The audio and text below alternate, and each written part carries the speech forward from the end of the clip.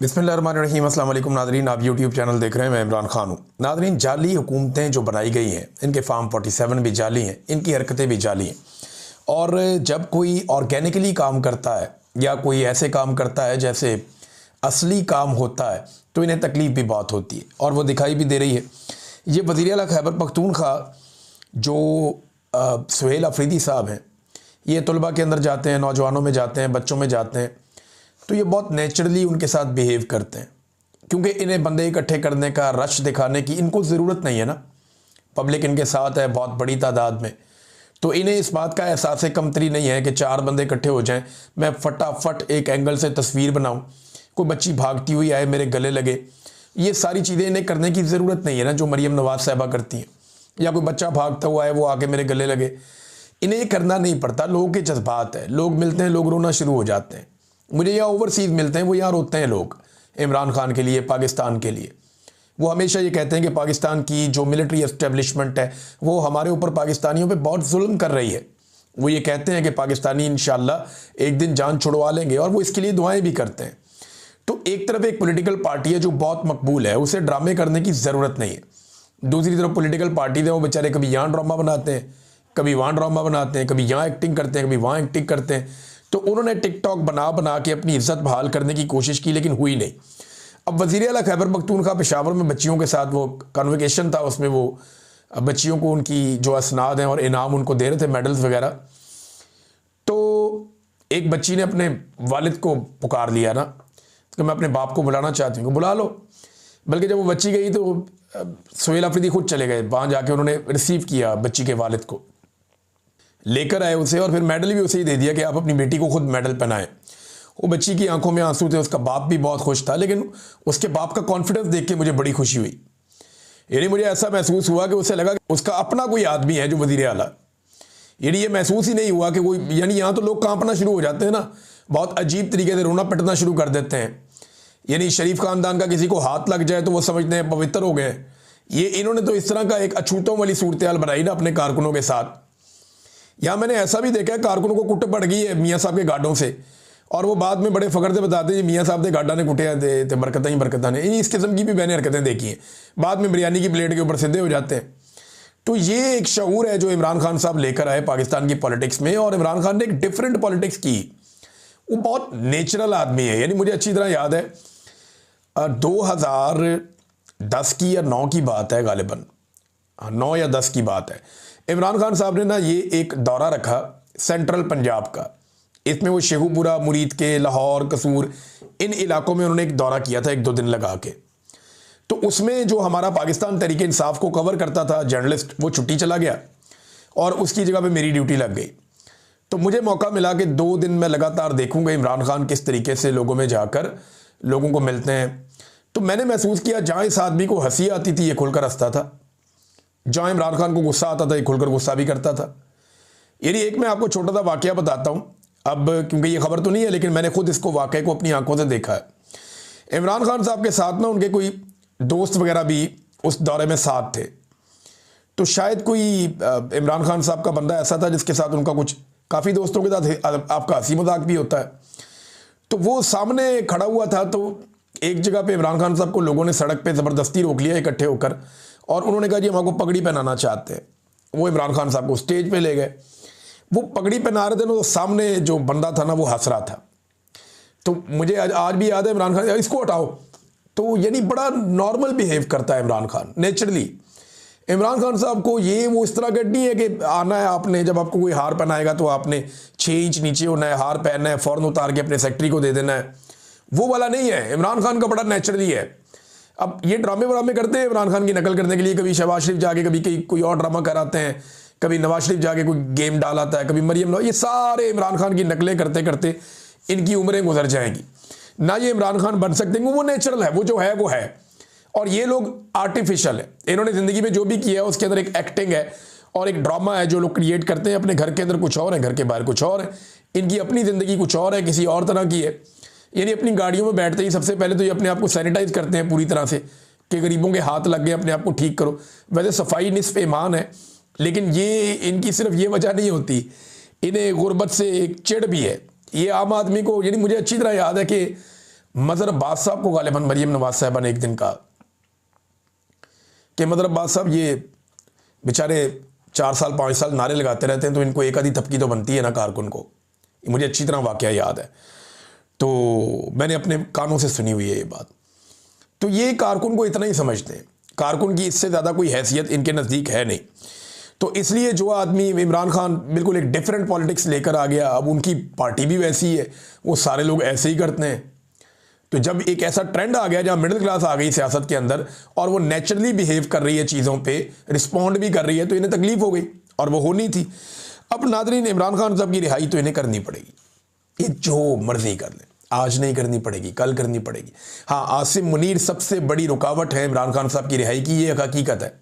कोई अदालत इमरान खान साहब की रिहाई के लिए रुकावट नहीं है, कोई इदारा इमरान खान साहब की रिहाई के रास्ते में रुकावट नहीं है। सिर्फ इमरान खान और कोई हुकूमत इमरान खान साहब की रिहाई के रास्ते में रुकावट नहीं है, सिर्फ आसिम मुनीर साहब इमरान खान साहब की रिहाई के रास्ते में रुकावट है। और ये चंद लोग हैं जो रिहाई नहीं होने दे रहे, वरना इमरान खान साहब रिहा हो जाते अब तक। कोई कानूनी नुक्ता नज़र से तो उनको कैद में रखा नहीं हुआ, ये तो उनके बदतरीन मुखालिफिन कहते हैं इमरान खान साहब के, पूरी दुनिया में हर जगह पे वो कहते हैं कि जनाब इमरान खान जो है वो इसलिए जेल में नहीं है कि वो गुनाहगार है, वो इसलिए जेल में है कि एस्टेब्लिशमेंट से उसकी लड़ाई है। और आसिम मुनीर नहीं छोड़ेंगे इमरान खान को, लेकिन छोड़ना तो पड़ेगा, ये आज नहीं तो कल छोड़ना पड़ेगा। और ये मुझे ऐसा लगता है कि आनन फानन सब होगा और उन्हें छोड़ना पड़ जाएगा। और 2024 के इलेक्शन में जिसने गंद मारा है ना, 2024 के इलेक्शन में उन सब का एहतसाब होगा, उन सबको एक दिन जवाब देना पड़ेगा। ये जितने अफसर हैं या सरकारी मुलाजिम हैं जिन्हें बड़ा शौक है ना सियासत करने का, ये सारे आपको मुस्तकबिल में रायवंड के बाहर या बिलावल हाउस के बाहर बैठे हुए आपको नजर आएंगे और इनकी कोई औकात रह नहीं जाएगी। आज यानी आप अंदाजा कर दें इमरान खान को इर्रेलेवेंट करते करते ये कहाँ पहुंच गए। आज अब तहरीके तहफ़्फ़ुज़ आईन पाकिस्तान वाले पंजाब जाना चाह रहे हैं, उन्होंने जीटी रोड के रास्ते जा रहा है। 4 साल गुजर गए इनको रिजीम चेंज ऑपरेशन किए हुए, लगभग 3.25 साल हो गए। 3.25 साल के बाद आज भी इनकी औकात ये है कि इन्हें पूरे पंजाब में क्रैकडाउन करना पड़ता है कोई भी पॉलिटिकल एक्टिविटी शुरू होने से पहले। ये अब तक लोगों के दिल में जगह नहीं बना सके, ये अब तक लोगों के बीच में पेनिट्रेट नहीं कर सके, इनकी औकात ही नहीं बची, ये कर ही नहीं पाएंगे, इनसे होगा ही नहीं। और ये नहीं कर पाएंगे, ये सबको समझ आ गई है, इनके जाने का वक्त है। अब समझें आप, ये आज नहीं तो कल चले जाएंगे, क्योंकि एक चीज भी ये नहीं संभाल सके इस मुल्क की। यानी जिन लोगों को लाया गया जाली फार्म 47 के ऊपर, वो लोग बिल्कुल नालायक, निकम्मे और नखट्टू साबित हुए, नाअहल साबित हुए। वो वैसे तो इलेक्शन नहीं लड़ सकते थे, पब्लिक में भी फारिग हो गए, लेकिन उन्होंने कोई एक काम करके नहीं दिया इस मुल्क के अंदर, अवाम के अंदर वो थोड़ी सी भी जगह नहीं बना पाए। इमरान खान साहब ने जेल से बैठ के एक शख्स को कहा कि ज़हनी मरीज है, पूरा निज़ाम साबित करने पे तुला हुआ है कि हाँ वो वाकई ज़हनी मरीज है। रोजाना कोई ना कोई ऐसा काम कर देते हैं जिसपे पूरा निज़ाम ये गवाही देता है कि इमरान खान ने जेल से बैठ के जो कहा वो ठीक कहा। यानी कभी DGI-SPR की प्रेस कॉन्फ्रेंस, या तो क्या कोई बनता है, आप उठ के सियासी प्रेस कॉन्फ्रेंस कर रहे हैं और अजीब तरीके की आपकी बॉडी लैंग्वेज है जो किसी प्रोफेशनल सोल्जर की हो ही नहीं सकती। कभी इंडिया में देखा आपने किसी को ऐसे प्रेस कॉन्फ्रेंस करते हुए? कभी बांग्लादेश में देखा किसी फौजी को ऐसे प्रेस कॉन्फ्रेंस करते हुए? कभी आपने अमेरिका में, यूरोप में, बरतानिया में, इवन आपने कभी यहां पे ईरान के अंदर देखा है ऐसी प्रेस कॉन्फ्रेंस करते हुए? कोई डेकोरम होता है, कोई रिस्पेक्ट होती है, कोई एक सोल्जर की बॉडी लैंग्वेज होती है। आज़रबाईजान की मिसाल ले लें, आप दुनिया के किसी मुल्क की मिसाल ले लें, कहीं पे आपको इस किस्म का कोई फौज का तर्जुमान आपको प्रेस कॉन्फ्रेंस करता हुआ नहीं दिखेगा जैसी प्रेस कॉन्फ्रेंस ओपन पाकिस्तान के अंदर हो रही है। बहरहाल ये टके का काम नहीं कर सके और अब एक दूसरे पे मड स्लाइडिंग, यानी हम तो गंदे हो गए, दूसरों को भी गंदा करो। और दूसरों को गंदा करने का सबसे आसान तरीका ये होता है कि उसको फंसाओ। कल DGI-SPR ने कहा कि तालिबान से उन्होंने गिला किया, TTP से, कि वो PTI के ऊपर अटैक क्यों नहीं करते। वो PTI ने बताया जी हमारे दर्जनों लोग शहीद हो गए। उन्होंने रिकॉर्ड निकाल के सामने रख दिया कि ये अपना रिकॉर्ड दुरुस्त कर लें आप। और आज जनाब बड़े बड़े टीवी चैनल के अंदर प्रोग्रामों में बिठा के PTI के लोगों को ज़बरदस्ती उनको कहा जा रहा है, अच्छा जी आप खुले लफ्ज़ों में मजम्मत करें और आप ये कहें कि तहरीक तालिबान पाकिस्तान दहशतगर्द है। भाई 1000 दफ़ा PTI कह चुकी है। यानी दीवार के साथ लगा के उन्हें कह रहे हैं जी आप कहें कि तहरीक तालिबान पाकिस्तान दहशतगर्द है। इधर से उन्हें फौज भी मार रही है, उधर से उन्हें तालिबान भी मार रहे हैं, वो बीच में पिसे हुए हैं। और उनको बैठा के टीवी चैनल के ऊपर एंकर्स कह रहे हैं कि जनाब तुम कहो कि ये दहशतगर्द है और वो भी दहशतगर्द और ये भी है। तो उस पर उसने जवाब बहुत ठीक दिया शफीउल्लाह जान ने। उसने ये बार बार कहा कि टीटीपी समेत हर वो गिरोह या हर वो तबका जो रियासत के खिलाफ हथियार उठा लेता है वो सारे दहशतगर्द हैं। उसने टीटीपी को भी रगड़ा दिया, बाकी सबको भी दिया। कोई गुड तालिबान कोई बैड तालिबान नहीं है। ये नहीं हो सकता कि आप तालिबान के एक हिस्से को कहें ये गुड तालिबान है, ये जब पकड़े जाएंगे हम इनको छुड़ा कर ले जाएंगे। ये फौजियों ने बताया, रिटायर फौजियों ने बताया, या बरतानिया में एक रिटायर फौजी उन्होंने बताया। उन्होंने कहा जी वो हमने ऑपरेशन करके पकड़े तालिबान, कोई दहशतगर्द हमने पकड़े, हमसे छुड़वा के बाद में वो एजेंसियां छुड़ा के ले गई। हम अपनी जान पे खेल के पकड़ते, वो छुड़ा के ले गए और वो हम पे गोलियां चला रहे थे, हमें मार रहे थे। ये बार बार इस तरह की खबरें अंदर से ही आ रही है। हम तो नहीं दे रहे, इदारे के लोग बता रहे हैं, हम तो ये नहीं बता रहे। और ये अली अमीन गंडापुर ने बताया, खैबर पख्तूनख्वा की पुलिस ने बताया, बार बार बताया। मसला ये है कि खैबर पख्तूनख्वा के लोग, खासतौर पे कबायली, वो ये समझते हैं कि तालिबान का एक जत्था, एक ग्रोह और पाकिस्तान की एस्टेब्लिशमेंट ये मिलकर हमारे वसाइल पर कब्जा करना चाहते हैं और हमें एक मरतबा फिर हमारे घरों से दरबदर करना चाहते हैं। इनकी मईशत तो चल जाएगी, हमारा बहुत ज़्यादा नुकसान हो जाएगा। अभी अगर पीटीआई अनाउंस कर देना कि वो कोई मार्च करने जा रहे हैं, ये सारे शहर खुद ही कंटेनर लगा लगा के बंद कर देंगे। आज भी इनकी ये औकात है कि इमरान खान साहब के एक स्टेटमेंट से या एक बात से ये इतने खौफजदा हो जाते हैं और पल्ले इनके कुछ नहीं है। इन्होंने पाकिस्तान की हालत क्या की है, ये पौने 4 साल जो है ना, ये नाकामी की एक दास्तान है। पॉलिश के अलावा इन्होंने हर शोबे के अंदर बदतरीन कारकर्दगी दिखाई है। पहले ये कहते थे ये सी पैक गेम चेंजर है, बड़ा लंबा अरसा इन्होंने कौम को 20 साल इन्होंने सी पैक का चूना बेचा। इन्होंने कहा जी game changer game changer game changer, और गेम चेंजर तो नहीं हुआ, उसका पैसा लेकर खा गए। ऐसे मनसूबों में लगा दिया जो अब हम पूरे ही नहीं कर पा रहे। कोई ट्रेन लेके आ गया ऑरेंज, अब उसका हर महीने पैसे देने पड़ते हैं। कोई जंगला बस लेके आ गया, उसके पैसे देने पड़ते हैं। कोई लेकर आ गया जनाब कोयले का पावर प्लांट लगाएंगे, उसने आलूदगी करके बेड़ा गर्क कर दिया सारे माहौल का, कोई कमीशनें खा गया। इन्होंने वो तबाहियां फेरी, ऐसे प्रोजेक्ट लेकर आए जो बिल्कुल कमाई करके नहीं दे रहे थे। तो उससे क्या हुआ कि इन्होंने जो चाइना से पैसा मिला उसको अल्लल्ले तल्लल्लों में इन्होंने ज़्यादातर उड़ा दिया। अब जनाब पहले कहते थे सी पैक गेम चेंजर है, जब उसको तबाह बर्बाद कर दिया तो अब कह रहे हैं जी माइंस एंड मिनरल्स का जो बिल आ रहा है ना, ये गेम चेंजर है।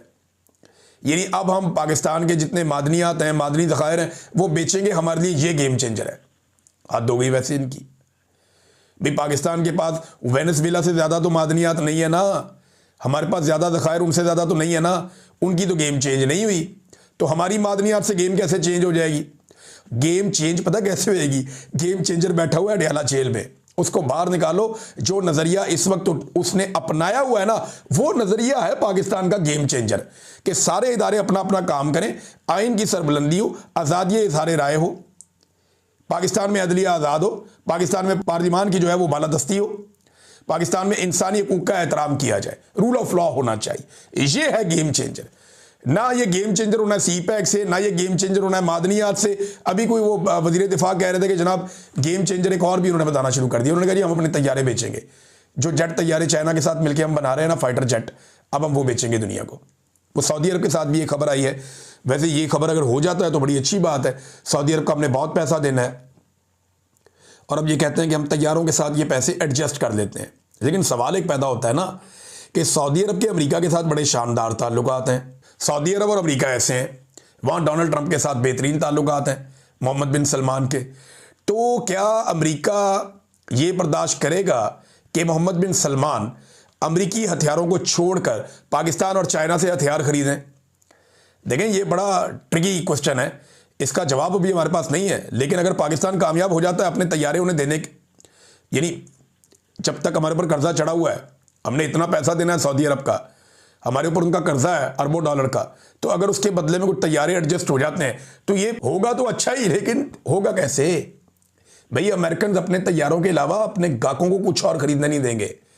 अमेरिकन सिर्फ अपना हथियार खरीदने देंगे। अमेरिका के साथ उनके दिफाई मुआहदे हैं बड़े तगड़े सऊदी अरब के। ये कहानी तो सुना दी ख्वाजा आसिफ ने, लेकिन इसकी हकीकत क्या है ये भी हम कुछ कह नहीं सकते। भारत ने एक स्टेटमेंट दिया नाज़रीन, बड़ा ही घटिया स्टेटमेंट आया भारत की तरफ। भारत ने कोई रियासत ने नहीं दिया, उनके तजियाकार बार बार ये बात कर रहे हैं। भारतीय तजियाकार कहते हैं जी जैसे वेनेजुएला के सदर को उठा के ले गया ना अमेरिका, वैसे ही हम पाकिस्तान से आसिम मुनीर को उठा के ले जाते हैं। क्यों? हलवा है, खाला जी का वाड़ा हो गया, आके यहाँ से उठाकर ले जाओगे आसिम मुनीर को? ऐसे नहीं होगा भाई। पहले अपना जो है वो जहाज़ों का मलबा उठा के ले जाओ जहाँ जहाँ पे वो गिरा हुआ है, तो जहाज़ों का मलबा उठा लो। हमें पाकिस्तान में आसिम मुनीर साहब की सियासत में मुदाखलत और आइन और कानून की धज्जियाँ उड़ाने और इंसानी हकूक़ की पामालियों पे बेशक हमें बहुत तहफ़्फ़ुज़ात हैं, बहुत गुस्सा है, लेकिन हम यहाँ करेंगे जो करना होगा पाकिस्तान के अंदर, और इंशाल्लाह हम यहाँ पे हर उस आदमी को सज़ा देंगे जो आइन तोड़ेगा, जो गद्दारी करेगा। इंडिया ज़रा जो है ना वो इस मामले से बाहर ही रहे, तो आओगे उठा के ले जाओगे, हम आपको कहेंगे हैप्पी बर्थडे टू यू, तो ऐसे नहीं होना। हम यहाँ सज़ा देंगे इस कौम के हर मुजरिम को। एक वक्त आएगा, याद रखिएगा, जितने डिक्टेटर कब्रों में चले गए हैं ना, इनकी कब्रों का भी ट्रायल होगा। ये कौम एक दिन जागेगी और ये एहतसाब करेगी और हिसाब मांगेगी, क्योंकि यहां पे 1 लाख आदमी के करीब खून बह चुका है।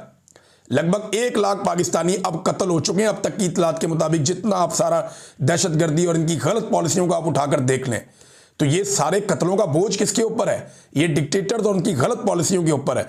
तो पाकिस्तान में इंशाल्लाह हर जालिम का एहतसाब होगा, एक दिन सब जालिम अंजाम को पहुंचेंगे, मगर ये सारा कुछ हम पाकिस्तानी खुद करेंगे इंशाल्लाह। नाज़रीन, ट्रंप की नज़रें अब ग्रीनलैंड पे है। ये ग्रीनलैंड आप, ये ज़्यादातर आइसी किस्म की ज़मीन है, बहुत यहाँ पे बर्फ़ है, लेकिन यहाँ पे भी जियोलॉजिकल सर्वेज कुछ बताते हैं कि मालो दालत हो सकता है। लिहाजा ट्रंप की यहाँ पे नज़रें कहते दिफाई नुक्ता नज़र से बहुत इंपॉर्टेंट है। अब वहाँ मुसीबत पड़ी हुई है कि ट्रंप क्या ये भी कर देगा। देखिए, अमेरिकन की प्रोफेशनलिज्म को आपको मानना पड़ेगा, उनके फौजियों की। जब वो एबटाबाद में आए ना, तो उनका कोई नुकसान नहीं हुआ। वो यहाँ से कैसा ज़बरदस्त ऑपरेशन करके वो उसामा बिन लादेन को उठा कर ले गए। ये बड़े लंबे अरसे तक फौजी हमें ये कहते रहे कि जी वो तो आया ही नहीं, उसामा बिन लादेन यहाँ था ही नहीं, ये तो सारा झूठ ऑपरेशन है। फिर एक दिन हमने इनसे कहा कि यार ये बात तुम लोग खुद क्यों नहीं करते कि उसामा बिन लादेन यहाँ पे नहीं था और अमेरिका नहीं उठा कर लेकर गया। हमें रोज़ाना कह देते हो कि जनाब हम ये बात करें, मीडिया को रोज़ाना आप कहते हैं कि हमारे पास ज़राए से खबर आई, सिक्योरिटी ज़राए, उसामा बिन लादेन नहीं था, ये था वो था। खुद कह दो, खुद इन्होंने कभी नहीं कहा। तो फिर मीडिया को भी समझ आई कि नहीं, उसामा बिन लादेन को ही चुप कर लेकर गए हैं वो। तो उन्होंने बड़ा प्रोफेशनल ऑपरेशन किया था एबटाबाद में, जहाँ पाकिस्तान की मिलिट्री की इंस्टॉलेशंस हैं। अब जब वेनेजुएला में उन्होंने ऑपरेशन किया है, तो 55 उन्होंने फौजी कमांडो और अफसरान उनके मारे हैं, क्यूबा के और वेनेजुएला के। अमेरिकन फौजी इतनी तैयारी के साथ इतने तगड़े होके आए थे, एक भी अमेरिकी फौजी नहीं मारा गया। 55 के मुकाबले में एक भी नहीं मारा गया। हालांकि ये बाहर से आए, अलग जगह पे आए, वहाँ पे आके उनके मरकज़ में, उनके दिल में उन्होंने अटैक किया और अटैक करके अपने मकासद अचीव किए और वहाँ से वापस भी चले गए। बड़ा प्रोफेशनल ऑपरेशन था। कोई और फोर्स मुझे नहीं लगता दुनिया में ऐसी है किसी के पास जो इस नौइयत का, इस लेवल का ऑपरेशन इस वक्त कर सके। अमेरिकन जो है वो इसमें काफ़ी आगे हैं। नाज़रीन, अमेरिका ने रूसी बहरी जहाज़ भी जब्त कर लिए हैं और वेनेजुएला का जो तेल है उस पर भी अब अमेरिकी इख्तियार है। ये तो डोनाल्ड ट्रंप ने साफ कह दिया कि ये तेल निकलेगा यहाँ पे और इस्तेमाल करेगा इसको अमेरिका। यानी तेल वेनेजुएला का इख्तियार अमेरिका का। ट्रंप के बयान के बाद पेट्रोल की कीमतों में कुछ कमी भी हुई है आलमी सतह पे। अब ये यहाँ पे जो है ना तेल की पैदावार बढ़ाएंगे और अमेरिकी कंपनियाँ इससे बराह रास्त फ़ायदा उठाएंगी और वेनेजुएला के अंदर ज़्यादा रोला नहीं पड़ेगा। जो रोला डालेगा वो उसको भुगतेगा भी। और इनिशियली एक गारंटी के तौर पर ऐसा लगता है कि मादुरो जो है, निकोलस मादुरो जो साबिक सदर है वेनेजुएला का, वो अमेरिका के पास रहेगा। उसके बेटे ने देखो स्टेटमेंट कैसा अजीब दिया। उसका बेटा कहता है कि हम बहुत मजबूत हैं, हम महफूज हाथों में। यार, आपके बीच में से आके वो आपके अब्बा जी को उठा के ले गए। नंबर 1 आदमी जो वेनेजुएला का है, तो आप महफूज हाथों में, वो जब दिल करे जिसको मर्जी उठा के ले जाएं। और डोनाल्ड ट्रंप ने ये कहा भी है कि हम ये कर सकते हैं, बार बार कर सकते हैं, कहीं पे भी कर सकते हैं। अमेरिका ने 2 बहरी जहाज़ भी अपने कब्जे में लिए और मुबैना तौर पर ये बहरी जहाज़ रशियन है और ये तेल लेकर जा रहे थे। अमेरिका के मुताबिक ये गैर कानूनी तेल लेकर जा रहे थे वेनेजुएला से, तो उन्होंने वो कब्जे में ले लिए। अब वहाँ से जो भी निकलेगा अमेरिका की मर्जी से निकलेगा। पाकिस्तानी वज़ीर दिफा ने एक अजीब स्टेटमेंट दिया। उन्होंने दावा किया कि अमेरिका और वेनेजुएला के मामले पर ट्रंप की नाराज़गी के खतरे को मोल लेते हुए पाकिस्तान ने एक वाज़े और जुर्रतमंदाना मौक़िफ़ इख्तियार किया है। हमने तो नहीं सुना। हमने तो जो सुना है वो ये था कि सूरत हाल के ऊपर हमारी नज़र है, अपने शहरियों की हिफाजत हमारी तरजीह है, मामला अमन व अमान से हल किया जाए। इन्होंने तो कभी नहीं कहा, कहीं नहीं कहा कि जनाब अमेरिका ने गलत किया, एक और मुल्क के अंदर घुस के जाके वहाँ कार्रवाई डाल दी। ख्वाजा आसिफ कह रहे हैं कि फिर ये तो वो प्यूटन भी कर सकता है जाके यूक्रेन के अंदर। ख्वाजा आसिफ ये कह रहे हैं कि पुतिन जाके यूक्रेन में भी ये कर सकता है। लेकिन क्या पाकिस्तान ने डोनाल्ड ट्रंप के या अमेरिका के इस कदम की मजम्मत की है? अगर तो की है तो स्टेटमेंट निकाल के हमारे सामने रखें, हमें पता चल जाएगा कि इन्होंने मजम्मत की है और अमेरिका की नाराज़गी मोल ली है। ख्वाजा आसिफ पाकिस्तान के मीडिया में कोई और कहानी सुनाते हैं कि नहीं जी नहीं, पाकिस्तान ने बड़ा खतरा मोल ले लिया है, हमने बड़ा मौक़िफ़ दे दिया है, और वो जो मौक़िफ़ है वो जो अंग्रेज़ी में जारी हुआ है उधर कोई और कहानी सुना रहे हैं कि हम सूरत हाल को देख रहे हैं, अमनो अमान से रहे सारे। वहाँ कहानी कोई और है, इधर कहानी कोई और है। ये इसी तरह करते हैं। ये बाहर मुल्कों में जाके कहते हैं इमरान खान जो है वो कट्टर मजहबी आदमी है, या पाकिस्तान में आके कहते हैं यहूदियों का एजेंट है। और ये मुनाफिकत इनकी अब इसलिए पकड़ी जाती है, पहले काम चल जाता था, अब सोशल मीडिया का दौर है, लोग पकड़ लेते हैं। इसी वजह से इन्हें नींद नहीं आती, इसी वजह से ये परेशान है। वो DGSPR ने कहा ना बयानिए के ऊपर, मैं सुन रहा था उनका क्लिप, वो मैं बार बार सुना, मैं हैरान हो गया कि कितना खौफ और कितना आसाब पे सवार है इनके सोशल मीडिया, कि वो ये कहते हैं कि देखें ये कैसे बयानियाँ बनाते हैं, कोई कर सकता है, कोई नहीं कर सकता। तो वाकई जो इमरान खान ने कर दिया वो आप में से कोई भी नहीं कर सकता। अब तक के लिए इतनी, अपना ख्याल रखिएगा, अपने इस चैनल का भी। अल्लाह हाफ़िज़।